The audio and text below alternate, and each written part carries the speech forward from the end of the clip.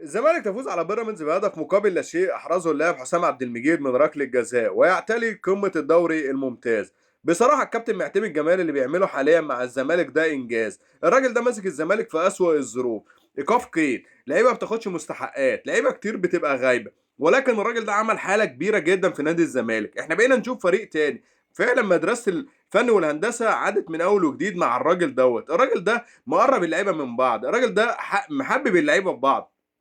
بقينا نشوف ان الزمالك كله مترابط. الزمالك بيقدم كرة جميلة جدا. بصراحة عجبني جدا الكابتن معتمد جمال، والراجل ده طول ما هو موجود انا مبسوط لنادي الزمالك. طول عمري بقول ان المدير الفني المصري، احنا عندنا مديرين فنيين كتير ولكن مش واخدين حقهم. الكابتن عماد النحاس السنة اللي فاتت مع الاهلي بعد رحيل كولر قدر يجيب لنا الدوري بعد ما كان ضاع، وقدر يكسب 6 ماتشات متتاليين في اسوأ الظروف.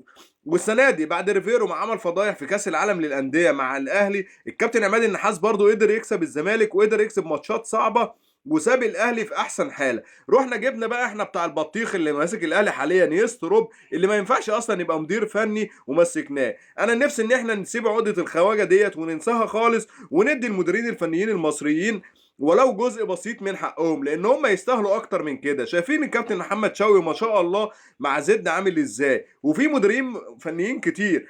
علي ماهر، مش عايزين ننسى ناس كتيره لان الناس المصريين كتار. عموما مليون مبروك للزمالك، وانا نفسي ان ما يبقاش عندنا ولا مدير فني اجنبي في الدوري المصري.